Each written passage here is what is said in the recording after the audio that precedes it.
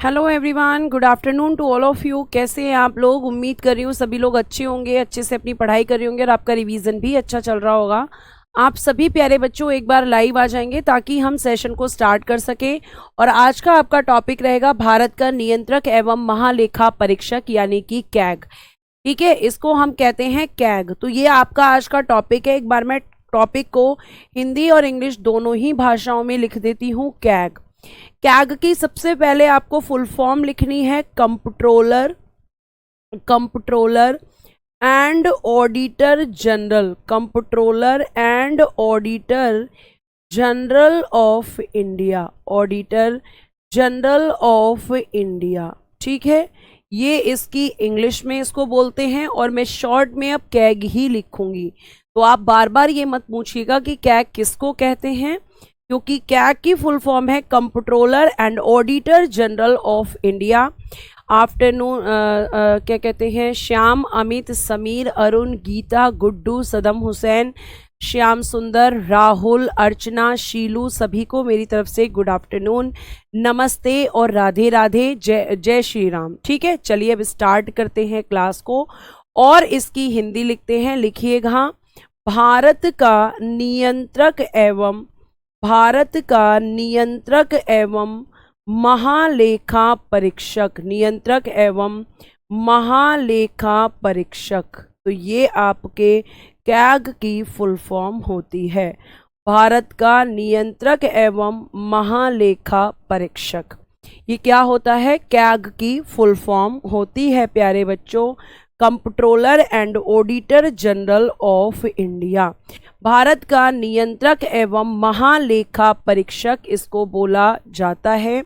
और इसके बारे में अगर हम बेसिक इंफॉर्मेशन देखेंगे तो प्यारे बच्चे ये कॉन्स्टिट्यूशन के पार्ट यानी कि भाग 5 में आपको देखने के लिए मिलेगा। पार्ट यानी कि भाग 5 में। और बच्चों आर्टिकल 148 से लेकर 151 तक कैग के बारे में आपके संविधान में प्रावधान किया गया है। 151, ठीक है, कैग के बारे में प्रावधान किया गया है।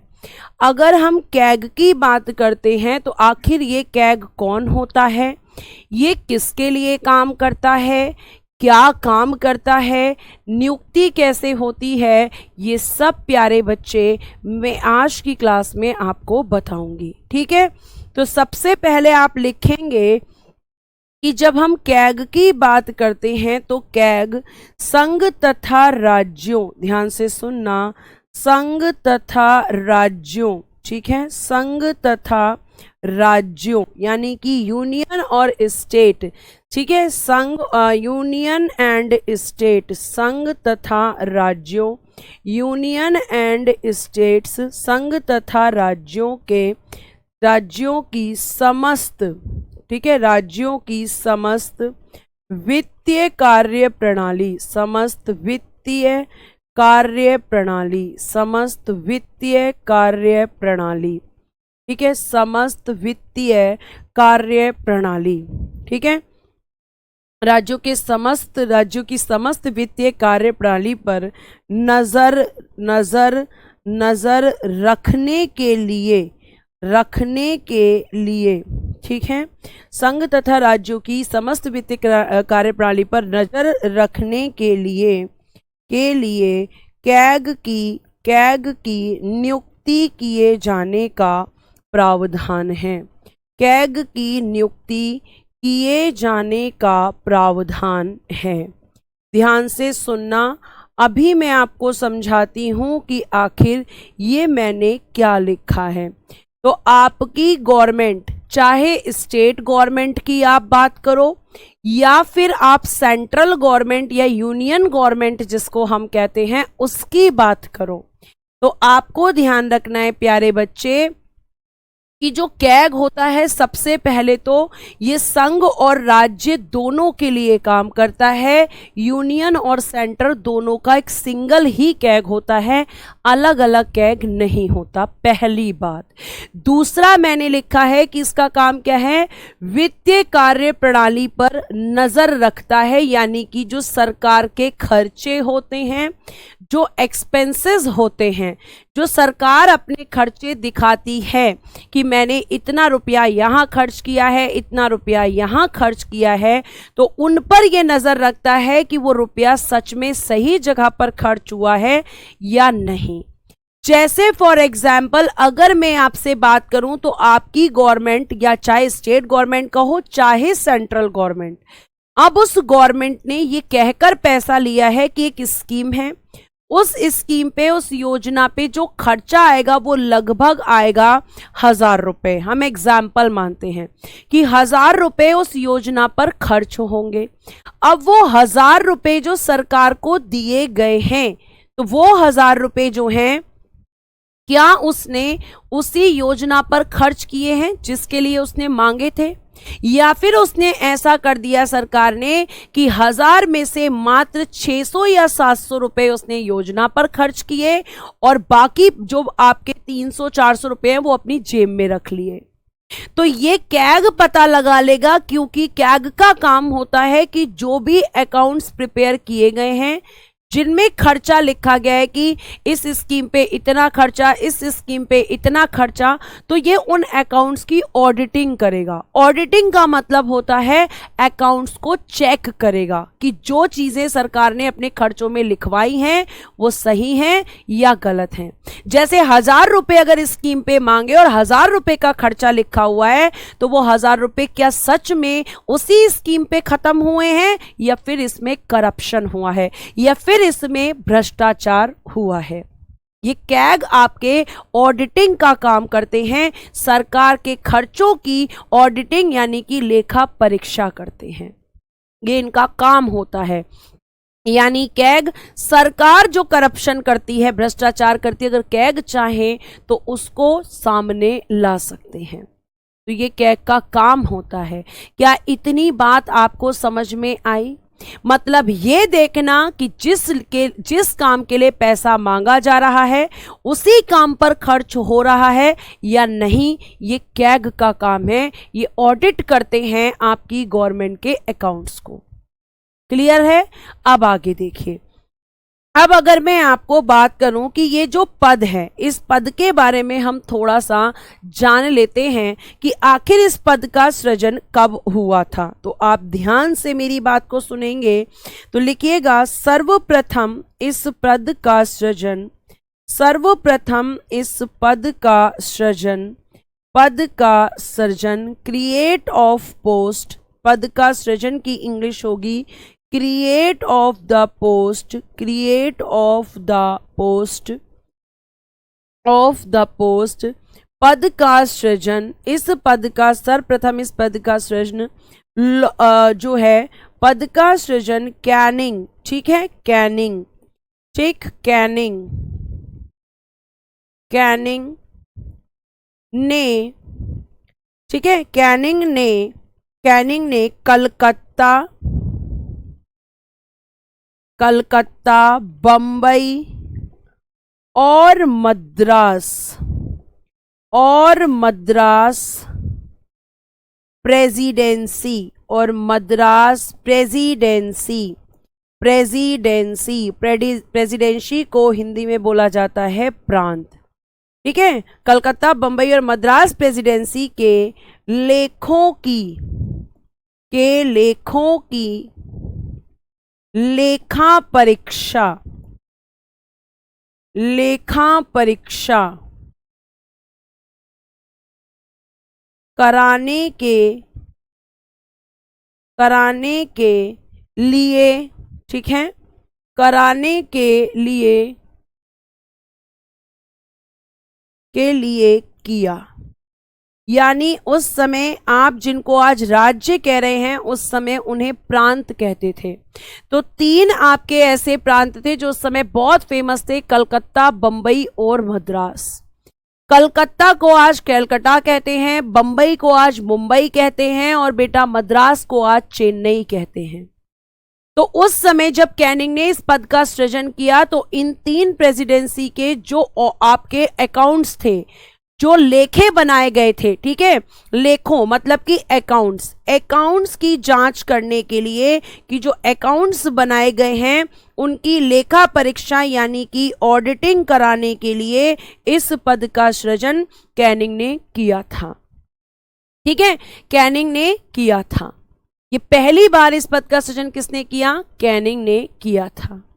आगे देखिएगा, अगर हम आगे बात करते हैं यहां पर तो आपको एक और चीज बता दूं कि आपको जब इस पद का सृजन किया गया, ठीक है, जब इस पद का सृजन किया गया था तो इस पद का नाम क्या था? तो ध्यान रखिएगा, पहले इस पद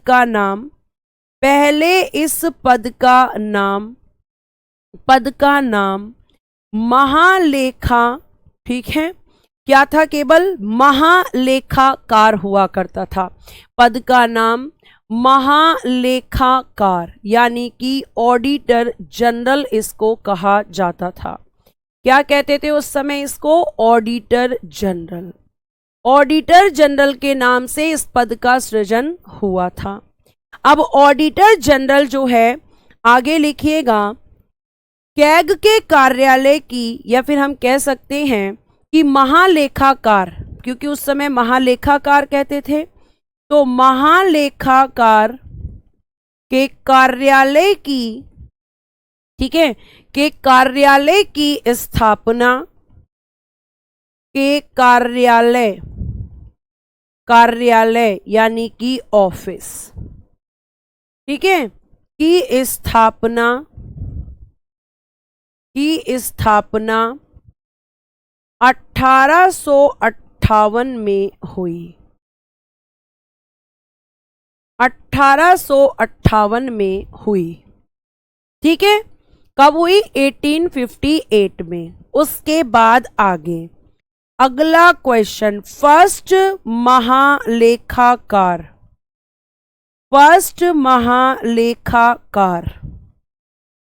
यानी फर्स्ट ऑडिटर जनरल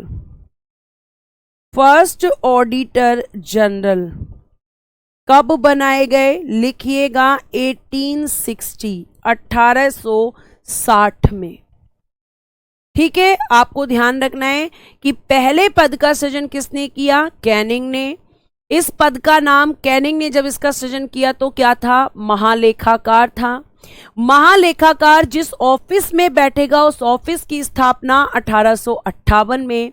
अब फर्स्ट महालेखाकार कौन थे? फर्स्ट ऑडिटर जनरल आपके 1860 में एडवर्ड ड्रमंड बने थे। कौन बना था? एडवर्ड ड्रमंड आपके फर्स्ट लेखाकार प्यारे बच्चे बने। यह आपको ध्यान रखना है। अब इसके नाम में समय समय पर परिवर्तन हुआ। जैसे अगर मैं बात करूं तो 1866 में प्यारे बच्चों इसको कहा गया नियंत्रक महालेखा परीक्षक। क्या कहा गया? नियंत्रक महालेखा परीक्षक इसको कहा गया। नियंत्रक महालेखा परीक्षक यानी कि कंप्ट्रोलर एंड ऑडिटर जनरल, यानी कि कंप्ट्रोलर एंड ऑडिटर जनरल, ठीक है, ठीक है, ये आपको ध्यान रखना है। कंप्ट्रोलर एंड ऑडिटर जनरल इसको कहा गया। और फिर प्यारे बच्चे 1884 में अब इसका नाम पड़ा भारत का नियंत्रक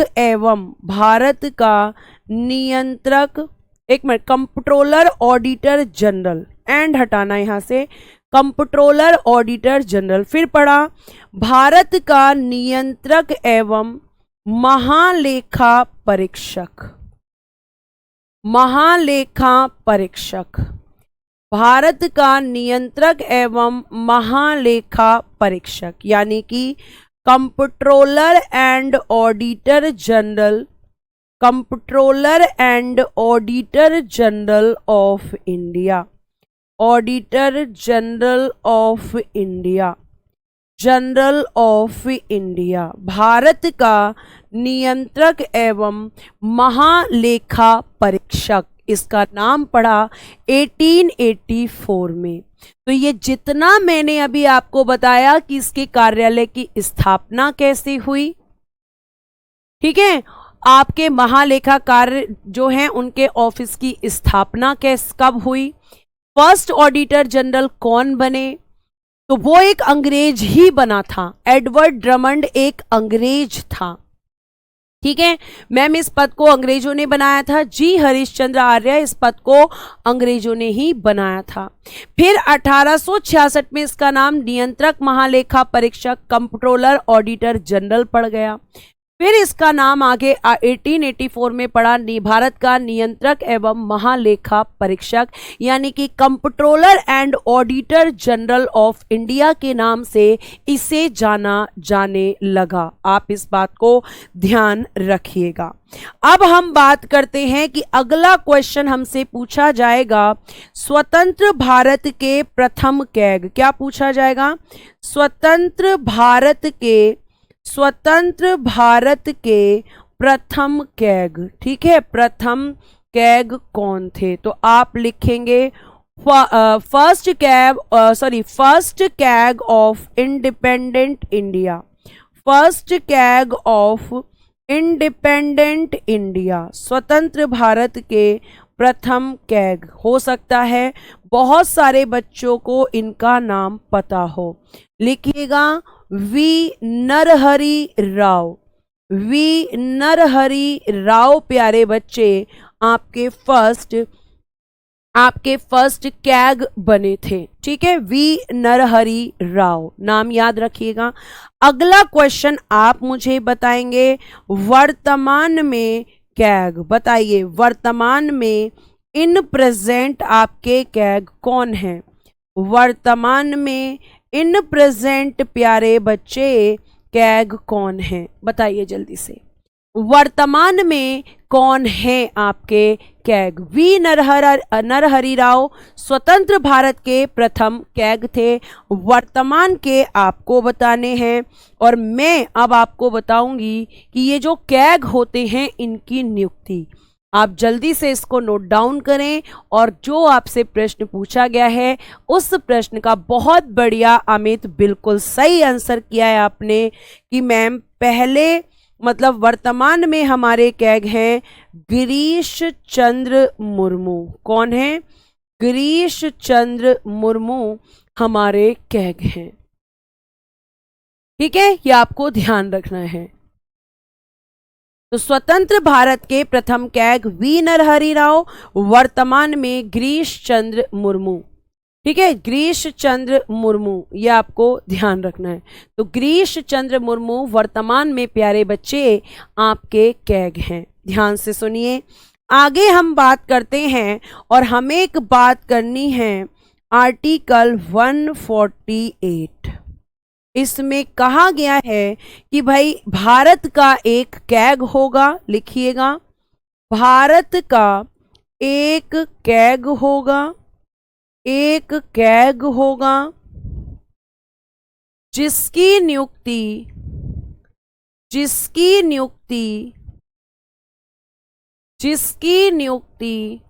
राष्ट्रपति द्वारा, जिसकी नियुक्ति राष्ट्रपति द्वारा भारत का एक कैग होगा जिसकी नियुक्ति राष्ट्रपति द्वारा संघीय मंत्री परिषद की सलाह पर, संघीय मंत्री परिषद, ठीक है, संघीय मंत्री परिषद यानी कि union council of ministers, union council of ministers, संघीय मंत्री परिषद की सलाह पर की जाएगी, की सलाह पर की जाएगी। ये आपको ध्यान रखना है। ठीक है, तो भारत का एक कैग होगा और कैग की नियुक्ति राष्ट्रपति करेंगे, लेकिन राष्ट्रपति प्यारे बच्चे अपनी मर्जी से नहीं करेंगे। ठीक है, ये आपको ध्यान रखना है। जो बच्चे क्लास में बाद में जुड़ते हैं उनसे मेरी रिक्वेस्ट है कि टाइम से क्लास में जुड़ो, क्योंकि आपके जुड़ने से पहले बहुत सारे प्रश्नों के उत्तर दिए जा चुके होते हैं। तो आप क्लास से फिर या तो उनको बाद में देखा करो, ठीक है। तो आपको ध्यान में रखना है। आगे अगर हम इनके बारे में बात करते हैं तो अब क्वेश्चन बच्चों के दिमाग में आएगा कि कैग बनने की योग्यताएं क्या होती हैं, इनका वेतन क्या होता है, इनकी सेवा शर्तें क्या होती हैं। तो सबसे पहले आपको ध्यान रखना है कि अगर हम बात करें इनकी योग्यताओं की, योग्यताएं यानी कि क्वालिफिकेशंस, योग्यताएं यानी कि क्वालिफिकेशंस, और अगर हम बात करें अगला कि इनका वेतन यानी कि सैलरी, ठीक है, वेतन यानी कि सैलरी, और बेटा अन्य सेवा शर्तें, अन्य सेवा शर्तें यानी कि जो अदर फैसिलिटीज इनको दी जाती हैं उनकी। तो ध्यान रखना इन सभी का निर्धारण, इन सभी का निर्धारण, इन सभी का निर्धारण संसद द्वारा किया जाता है। इन सभी का निर्धारण संसद द्वारा किया जाता है। यानी संसद ये बताएगी कि किस व्यक्ति को कैग नियुक्त किया जा सकता है और किसको नहीं। साथ साथ वो बताएगी कि इनका वेतन कितना होगा और इनको अदर फैसिलिटीज क्या दी जाएंगी, ठीक है, संसद निर्धारित करती है। अब मैं अगर सिर्फ सैलरी की बात करूं तो ये कहा जाता है कि ये सुप्रीम कोर्ट के जज के बराबर का पद होता है। तो आपको यहाँ लिखना है कि इनको उच्चतम न्यायालय, इनको उच्चतम न्यायालय यानी उच्चतम न्यायालय के न्यायाधीशों यानी कि जजेस ऑफ सुप्रीम कोर्ट, न्यायाधीशों, जजेस ऑफ सुप्रीम कोर्ट, ठीक है, जजेस ऑफ सुप्रीम कोर्ट, उच्चतम न्यायालय के न्यायाधीशों के समान यानी कि 2,50,000, ठीक है, 2,50,000 रुपए समान वेतन दिया जाता है। तो जो आपके सुप्रीम कोर्ट के जजेस की सैलरी होती है वही सेम सैलरी प्यारे बच्चे इनको दी जाती है। क्योंकि कैग के पद को आपको ध्यान रखना है कि यहाँ पर अगर हम बात करते हैं तो कैग के पद को किसके समान माना गया है, आपके सुप्रीम कोर्ट के जजेस के समान। तो जो सैलरी उनकी होती है वही सैलरी इनको मिलती है। आगे लिखना, आगे आपको क्या लिखना है, आगे लिखना है वेतन भारत की संचित निधि, वेतन भारत की संचित निधि, ठीक है, वेतन भारत की संचित निधि यानी कि consolidated fund of India, Bharat की संचित निधि, कंसोलिडेटेड फंड ऑफ इंडिया से दिया जाता है। तो सैलरी पे from consolidated fund of India. तो भारत की संचित निधि से बेटा जहां से जजेस की भी सैलरी दी जाती है वहीं से इनकी भी सैलरी दी जाती है, ठीक है, यह आपको ध्यान में रखना है। आगे अगर हम बात करते हैं तो अगला क्वेश्चन, जब ये सारे प्रश्नों के उत्तर मिल जाते हैं तो अगला क्वेश्चन होता है कि इनका कार्यकाल, इनका टेन्योर क्या होने वाला है। तो आपको मैं बता दूं कि इनके कार्यकाल में आपको ध्यान रखना है कि इनका कार्यकाल 6 वर्ष यानी कि 6 इयर्स या 65 वर्ष की आयु या 65 वर्ष की आयु, age of 65 years, age of 65 years या 65 वर्ष की आयु, जो भी पहले हो, जो भी पहले हो।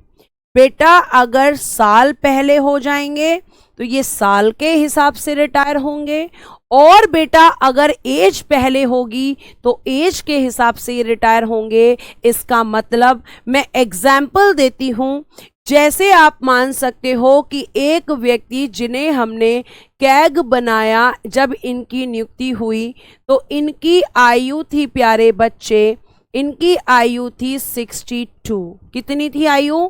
62। और एक व्यक्ति थे जब इन्हें हमने कैग बनाया तो इनकी आयु थी 55 साल, 55 वर्ष इनकी आयु थी। तो पता है क्या होगा, अगर हम एक रिटायरमेंट की बात करेंगे कि एक रिटायरमेंट में क्या देखा जाएगा, तो एक रिटायरमेंट में देखी जाएगी एज। क्यों देखी जाएगी? क्योंकि ये 3 साल बाद 65 के हो जाएंगे। कितने के हो जाएंगे? 65 के हो जाएंगे, ये आपको ध्यान रखना है। और बेटा अगर मैं बात करूं इनकी आयु की, इनकी एज की, तो यहाँ 55 के हैं, तो ये 10 साल बाद 65 के होंगे। तो इसमें हम क्या देखेंगे? इस केस में हम वर्ष देखेंगे, यानी कि ये 6 साल बाद रिटायर होंगे। तो इनकी एज पहले पूरी हो रही है तो ये एज के बेस पे रिटायर हो गए। इनकी आपकी आयु बाद में पूरी होगी 10 साल बाद, लेकिन मैक्सिमम ईयर्स कितने हैं? 6। तो जो पहले होता है उसी के बेस पर ये लोग रिटायर कर जाते हैं। इस चीज को मैं एक बॉक्स में बंद कर देती हूं ताकि कभी भी कंफ्यूजन हो तो आप इस बॉक्स में इस एग्जाम्पल को देख सकें। ठीक है, आगे देखिएगा। अगर हम आगे बात करते हैं, आगे प्यारे बच्चे अगर हम बात करेंगे तो अगला प्रश्न होता है कि ये अपना त्यागपत्र यानी कि रेजिग्नेशन किसको देते हैं? तो ये त्यागपत्र, और अगर हम इनके रेजिग्नेशन की बात करें तो प्यारे बच्चों ये राष्ट्रपति को देते हैं। अपना रेजिग्नेशन ये आपके देश के राष्ट्रपति को देते हैं।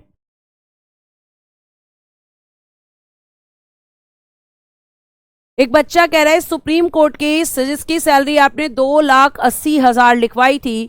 नरेश कुमार जी नोट्स को जाकर दोबारा से देखिए, उसमें लिखवाया है सुप्रीम कोर्ट के चीफ जस्टिस की सैलरी 2,80,000 है और अदर जजेस की सैलरी 2,50,000 है। हाई कोर्ट के चीफ जस्टिस की सैलरी 2,50,000 है और हाई कोर्ट के जजेस की सैलरी 2,25,000 है। जरा ध्यान से प्यारे बच्चे जाकर देखो। मैम जी क्या पार्लियामेंट का मेंबर होता है? नहीं होता है हरीशचंद्र जी, नहीं होता है, क्योंकि एक व्यक्ति कभी भी एक समय में 2 पदों पर कभी नहीं रह सकता है। ठीक है, ध्यान रखिएगा। आगे देखिएगा, कार्यकाल के बाद अब अगला हमारा होता है कि इनको कैसे, एक प्रश्न होता है कि इनको पद से कैसे हटाया जाता है। इनको पद से कैसे हटाया जाता है? कैसे हटाया जाता है, ये प्रश्न हमारे दिमाग में घूमता है। तो यहाँ क्या लिखेंगे कि इनको इनके पद से, इनको इनके पद से संसद द्वारा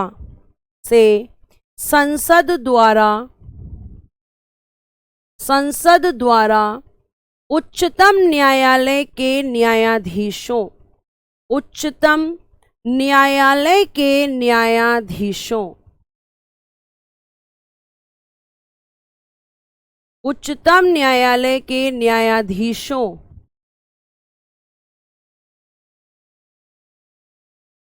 इनको इनके पद से संसद द्वारा उच्चतम न्यायालय के न्यायाधीशों की तरह ही हटाया जाता है।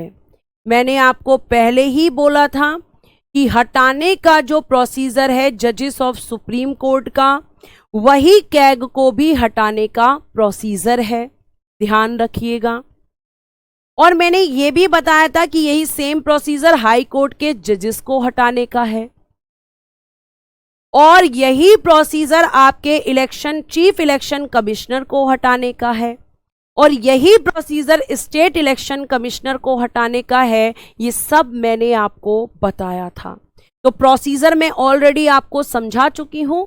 जो प्रोसीजर मैंने वहां लिखवाया था उसी प्रोसीजर को आपको यहां नोट कर देना है। मैम जी प्रेसिडेंट इनको कहां से चुनते हैं? प्रेसिडेंट नहीं चुनते हैं, संघीय मंत्री परिषद जिसको कहती है उसी को प्रेसिडेंट नियुक्त इन कैग के रूप में नियुक्त करते हैं। ये मैंने शुरू में ही लिखा हुआ है हरिश्चंद्र। ठीक है, आगे देखिएगा। अब यहां पे कुछ बच्चे कह रहे हैं, देखिएगा कि इन पे प्रतिबंध, और ध्यान रखना प्रतिबंध जो होते हैं वो रिटायरमेंट के बाद होते हैं, यानी कि रिस्ट्रिक्शन। आपके यहाँ पे इन पर क्या रिस्ट्रिक्शन होती हैं, क्या इन पर आपके प्रतिबंध होते हैं? तो आप लिखेंगे भारत या राज्य सरकार के अधीन, भारत या राज्य सरकार, भारत या राज्य सरकार के अधीन, यानी कि इंडियन गवर्नमेंट या सेंट्रल गवर्नमेंट या यूनियन गवर्नमेंट एक ही बात होती है। तो भारत या राज्य सरकार के अधीन कोई भी लाभ का पद,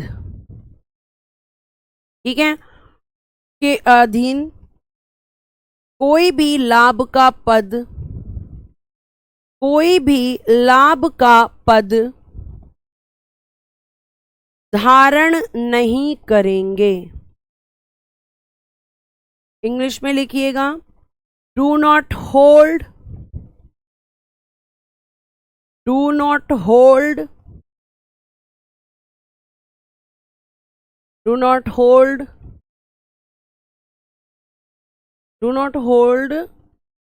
office of the prophet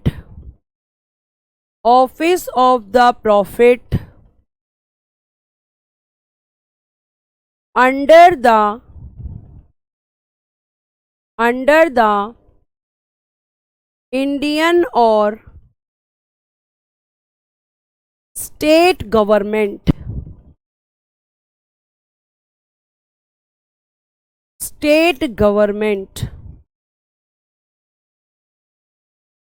ये आपको ध्यान रखना है कि ये कोई भी लाभ का पद धारण नहीं करेंगे। ठीक है, क्यों नहीं करेंगे मैम? क्योंकि ये खुद सरकार का अंग रहे हैं, अब सरकार के अधीन काम नहीं करेंगे। मैंने पहले ही बोला है कि कोई भी व्यक्ति हो वो अपने से नीचे वाले पद पर काम नहीं करेगा, हमेशा उसके ऊपर काम करेगा। ठीक है, जैसे ये कोई भी पद जो इसके नीचे आता है, कैग के नीचे के जो पद है उनमें से कोई भी पद जो है धारण नहीं कर सकते। ठीक है, बाकी ये प्रेसिडेंट बन सकते हैं, वाइस प्रेसिडेंट बन सकते हैं, एमपी बन सकते हैं, एमएलए बन सकते हैं, सीएम बन सकते हैं। ठीक है, और पद धारण कर सकते हैं जो सरकार के अंग होते हैं, लेकिन सरकार के अधीन जो पद आते हैं, मतलब जिनके लिए सरकार आपको सैलरी देती है, उन पदों को ये धारण नहीं करेंगे, ध्यान रखिएगा। ठीक है, आगे देखिएगा। जो बच्चे एक्स्ट्रा बातें कर रहे हैं मैं उनके प्रश्नों का उत्तर बिल्कुल नहीं दूंगी, क्योंकि वो ऐसे प्रश्न पूछ रहे हैं जिन प्रश्नों के उत्तर आपकी क्लास के अंदर हैं। ये देखिए, सुमित कुमार आए हैं और बोल रहे हैं प्रेसिडेंट को कौन नियुक्त करता है। वेरी गुड सुमित कुमार, बिल्कुल सही क्वेश्चन पूछा है आपने। इसका मतलब आपने क्लास ली ही नहीं है, क्योंकि आपको यही नहीं पता कि प्रेसिडेंट का इलेक्शन होता है, वो नियुक्त नहीं होते हैं। तो ये जो आप गलतियां निकालते हो ना टीचर्स की, कि टीचर्स पढ़ाते नहीं हैं, अच्छा नहीं पढ़ाते हैं, अच्छा तो पढ़ाएंगे तब जब आप उनके साथ एफर्ट्स लगाओगे। कोई भी टीचर अपने कंटेंट में जानबूझकर कभी भी कमी नहीं करता है, लेकिन मैंने पहले भी कई बार बोला है कि साथ साथ बच्चों को भी उतना ही एफर्ट्स लगाना पड़ता है। ज्ञान शिक्षक तभी दे सकता है जब विद्यार्थी या छात्र उस ज्ञान को एक्सेप्ट करना चाहे, तभी शिक्षण का कार्य पूरा होता है। ठीक है, तो आप क्या कर रहे हैं, आप पीछे की क्लासेस देख ही नहीं रहे, एक दिन आते हैं क्लास में, चलो आज मैम से क्वेश्चंस कर लेते हैं। जी नेहा, संघ और राज्य दोनों के लिए एक ही कैग काम करते हैं। आगे चलते हैं और आगे की तरफ अब हम बात करते हैं इनकी ओथ की, इनकी शपथ की। तो सबसे पहले प्यारे बच्चे, आपको मेरी एक बात ध्यान रखनी है कि अगर हम बात करेंगे तो इनकी शपथ कहाँ पर है। शपथ प्यारे बच्चे अनुसूची 3 में। शपथ कहाँ दी गई है, अनुसूची 3 में इनकी शपथ है। यानी कि इन शेड्यूल 3 कैग की शपथ दी गई है। ठीक है, अनुसूची 3 में। अब बात करते हैं कि शपथ कौन दिलाता है। लिखिएगा, शपथ राष्ट्रपति द्वारा दिलाई जाती है। शपथ राष्ट्रपति द्वारा दिलाई जाती है, राष्ट्रपति द्वारा दिलाई जाती है। यानी कि ये किसके सामने शपथ लेते हैं, तो आप लिखेंगे take the oath before front of president, sorry take the oath front of president. राष्ट्रपति के समान सामने ये शपथ लेते हैं, यानी इनके पद की शपथ अनुसूची 3 में जो शपथ दी गई है, और ये शपथ भी वही लेते हैं जो जजेस लेते हैं। इनकी शपथ, जजेस की शपथ कहां पर है, अनुसूची 3 में, और ये वही शपथ लेते हैं जो जजेस लेते हैं, सेम शपथ इनको दिलाई जाती है। ठीक है, आगे चलते हैं और आगे की हम बात करते हैं। और आप आगे क्या हेडिंग देंगे, अब आपको हेडिंग देना है कैग के कार्य, और आपको थोड़ा फोकस करना है बोर्ड की तरफ, वरना कंफ्यूजन होगी। लिखिएगा, कैग के कार्य, कैग के कार्य जो किस में दिए गए हैं, article 149। Function of CAG, function of CAG, CAG के कार्य। इसको इंग्लिश में लिख दीजिए, यहां लिखना रह गया है, लिखिएगा take the oath, take the oath, take the oath front of president, front of president.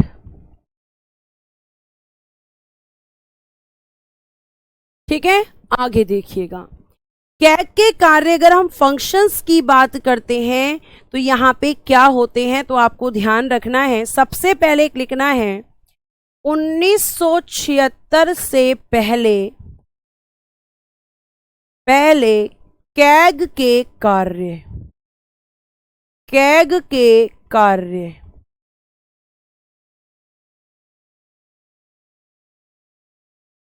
लिखिएगा function of CAG, function of CAG before 1976। 1976 से पहले की अगर हम बात कर रहे हैं तो 1976 से पहले प्यारे बच्चे कैग के बारे में ध्यान रखना कि ये 2 काम करते थे। अकाउंटिंग, ध्यान से सुनो, अकाउंटिंग यानी कि लेखांकन, और बेटा ऑडिटिंग, ऑडिटिंग यानी कि लेखा परीक्षा। ध्यान से सुनना भी, ठीक है, पहले मुझे बात कंप्लीट करने देना, फिर आप कमेंट्स करना। लेखा परीक्षा 1976 से पहले एक व्यक्ति हैं जो कि कैग हैं, और अभी भी एक ही होते हैं, लेकिन दिक्कत ये थी कि एक ही व्यक्ति को 1976 से पहले क्या किया जाता था कि आप क्या करेंगे कि सरकार जो खर्चे कर रही है उसका अकाउंट्स भी आप बनाएंगे, और अकाउंट्स बनाने के बाद उनको चेक भी आप ही करेंगे। यानी ये दोनों ही काम आपको करने हैं, अकाउंट्स भी बनाने हैं। अकाउंट्स बनाना जैसे आप बैंक जाते होंगे तो बैंक में आपने कितने पैसे निकाले, कितने पैसे डिपॉजिट किए, सब क्या होता है उसमें अकाउंटिंग कर दी जाती है। आपके घर में क्या होता है सैलरी आने से पहले कि इतना खर्चा यहाँ होगा, इतना खर्चा यहाँ होगा, इतना खर्चा यहाँ होगा, ये क्या है।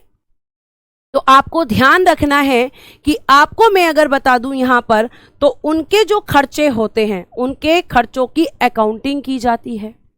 और अकाउंटिंग करने के बाद प्यारे बच्चे उनसे कहा कि आप अकाउंट्स को चेक भी करेंगे कि अकाउंट सही है या नहीं है। तो ये कैसी बात हो गई कि जिसने आपको कहा जाए कि पेपर भी आपको बनाना है और चेक भी आपको करना है। तो क्या आप अपने द्वारा आंसर अगर आपने किए हैं और आप ही को बोल दिया जाए कि आप पेपर को आप ही चेक कर लो, तो क्या कभी कोई फेल होगा? नहीं होगा। तो लोगों ने ऑब्जेक्शन किया कि ये क्या बात है, एक ही व्यक्ति अकाउंट बना रहा है और वही व्यक्ति उनको चेक भी कर रहा है कि ये सही है कि गलत है। ऐसा नहीं होना चाहिए, क्योंकि कोई भी व्यक्ति अपनी चीजों में कमी क्यों निकालेगा। लोगों ने ऑब्जेक्ट किया इस चीज को, और जब ऑब्जेक्शन उठा तो 1976 में इनके कार्यों में परिवर्तन किया गया। लिखिएगा 1976 में कैग के कार्यों में परिवर्तन, कैग के कार्यों में परिवर्तन, कार्यों में परिवर्तन। 1976 से ये फिक्स कर दिया, 1976 से प्यारे बच्चे ये फिक्स कर दिया कि कैग दोनों काम नहीं करेंगे। परिवर्तन हुआ। अब परिवर्तन क्या हुआ, ध्यान से सुनो। कहा गया कि दो काम है, एक काम है लेखांकन, ठीक, एक काम क्या है, लेखांकन, जिसको हम कह रहे हैं अकाउंटिंग, यानी कि सरकार क्या खर्चा कर रही है, कैसे कर रही है, ये सब अकाउंट्स में आएगा। लेकिन ये अकाउंटिंग का काम अब कैग नहीं करेंगे, बल्कि आपके सीजीए करेंगे। सीजीए फुल फॉर्म होती है controller general of accounts, controller general of accounts, ठीक है। और ये वर्तमान में कौन है आपके, वर्तमान में सीजीए, वर्तमान में सीजीए आपके हैं प्यारे बच्चे एस दुबे। तो अब आपके अकाउंट्स बनाने का काम कैग नहीं बल्कि सीजीए करेंगे, यानी अकाउंट्स बनाने वाला व्यक्ति बिल्कुल अलग होगा, ठीक है। यानी कैग जो होंगे वो अब अकाउंटिंग का काम नहीं करेंगे। अब वो ये काम नहीं करेंगे कितना खर्चा हुआ, कहां हुआ, कैसे हुआ, इस चीज को मेंटेन करना, यानी अकाउंटिंग का काम करना, यानी कि लिखना चीजों को, ये कौन करेगा, लेखांकन का काम सीजीए करेंगे। एक नया पद है सीजीए, कि सीजीए अब आप इसके इस काम को करेंगे। ये सीजीए कहाँ होते हैं, तो आपकी गवर्नमेंट का एक डिपार्टमेंट होता है प्रॉफिट एंड लॉस डिपार्टमेंट, लाभ हानि कार्यालय, वहां पर ये सीजीए काम करते हैं। और ये सीजीए अब वर्तमान में अगर हम बात करें तो ये सीजीए क्या करते हैं, आपकी सरकार के लिए लेखांकन का काम भी करते हैं। नहीं तलेश्वर कुमार जी, दोबारा नहीं बन सकते, ठीक। आगे देखिए, फिर मैम अब कैग क्या करेंगे, तो बेटा एक ही काम बचा और वो बचा है लेखा परीक्षा, यानी कि ऑडिटिंग। तो कैग 1976 से केवल एक काम कर रहे हैं और उस काम का नाम है ऑडिटिंग। और ऑडिटिंग का मतलब क्या होता है, लेखाओं की जांच करना, लेखाओं की जांच करना, जांच करना। इसको थोड़ा सा मैं अब आपको और एक्सप्लेन करती हूं, ध्यान से सुनो। जैसे मान के चलो कि आपकी सरकार ने कहा कि हमें बच्चों की जो शिक्षा है, शिक्षा यानी कि एजुकेशन, एग्जाम्पल ले रही हूं, एग्जाम्पल एजुकेशन, इस एजुकेशन पे हमें 1000 रुपए चाहिए खर्च करने के लिए। कितने रुपए मांगे हैं, 1000 रुपए माने हैं। 1,000 रुपए सरकार ने मांगे, कहाँ खर्च करने हैं? एजुकेशन पर। अब ये जो सीजीए है ये क्या काम करेगा? सीजीए यहां लिख देगा कि शिक्षा के लिए सरकार ने 1,000 रुपए मांगे, इसने लिख दिया। फिर आपकी सरकार ने और क्या कहा कि स्वास्थ्य के लिए, स्वास्थ्य पे खर्च करने के लिए, हेल्थ पर खर्च करने के लिए हमने लिए हैं 2,000 रुपए। तो अब सीजीए क्या करेगा कि स्वास्थ्य के लिए सरकार ने कितने रुपए मांगे हैं? 2,000 रुपए। तो ये इस तरीके से अलग अलग जो खर्चे हैं सरकार के वो सब लिखकर अकाउंट बना देगा। अब अकाउंट किसने बनाया? सीजीए ने। अब सीजीए ने अकाउंट्स बना दिए। इसके बाद ये तो हो गई, ये क्या काम हो गया? इसको क्या कहेंगे? इसको कहेंगे कि ये लेखांकन हो गया। अब ये जो लेखांकन, जो अकाउंटिंग हुई है, अब आएंगे यहां पर कैग। ठीक है, कंफ्यूज मत हो जाना। अब आएंगे बेटा कैग, और ये क्या करेंगे? ये करेंगे लेखा परीक्षा, कि ये जो अकाउंट्स बनाए हैं सीजीए ने, ये कैग देखेंगे कि क्या सच में शिक्षा पर 1,000 रुपए खर्च हुए हैं, क्या स्वास्थ्य पर 2,000 रुपए सच में खर्च हुए हैं। यानी कि जो अकाउंट्स बनाए गए हैं वो ठीक हैं या गलत हैं, इस चीज को कौन देखेगा? कैग देखेगा। समझ आया? कैग यानी कि comptroller and auditor general of India, ये देखेगा कि ये सही हैं या गलत हैं। तो ये होता है लेखांकन और लेखा परीक्षा। बनाए हुए अकाउंट्स को चेक करना किसका काम है? कैग का। और कैग जब अकाउंट्स चेक करेगा और अगर उसे कोई भ्रष्टाचार मिलता है तो वो पूरा का पूरा भ्रष्टाचार सरकार का खोल सकता है। तो ये कैग का काम होता है। आगे अगर हम बात करते हैं तो बात आती है कि कैग अपनी रिपोर्ट, ठीक है, लिखिएगा कैग की रिपोर्ट। कैग क्या करता है? सबकी लेखा परीक्षा करके एक रिपोर्ट बनाता है। अब ये जो इसकी रिपोर्ट है, ये आर्टिकल 151 में बताया गया है कि ये रिपोर्ट किसको देगा।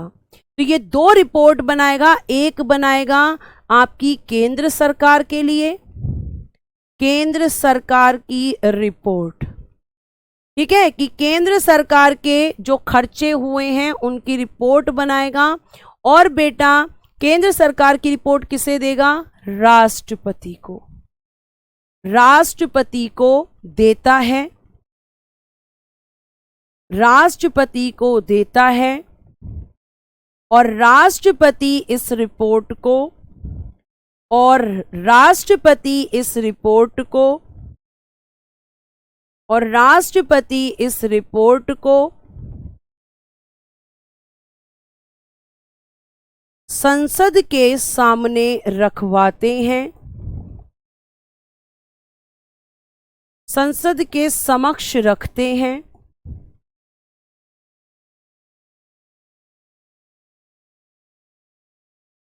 ठीक है, आगे देखिएगा। इसने किसको दी? राष्ट्रपति को। इस देखो यहां पे टिक करो, कैग है, ठीक, कैग ने अपनी रिपोर्ट किसको दी? राष्ट्रपति को। राष्ट्रपति ने किसको दी? संसद को। अब संसद क्या करेगी? संसद इस रिपोर्ट को, लिखवाया है मैंने, संसद इस रिपोर्ट को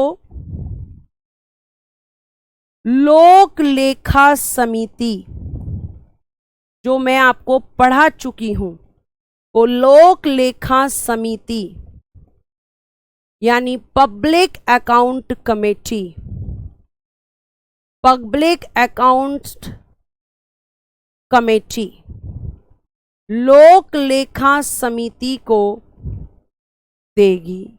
और लोक लेखा समिति फिर इसकी रिपोर्ट की जांच करेगी, और जांच करके मैंने आपको ये बताया था कि आपके कैग की रिपोर्ट को पब्लिक अकाउंट कमेटी जांचती है। ये आपको ध्यान रखना है। उसके बाद अगर मैं आपसे बात करूं यहां पर,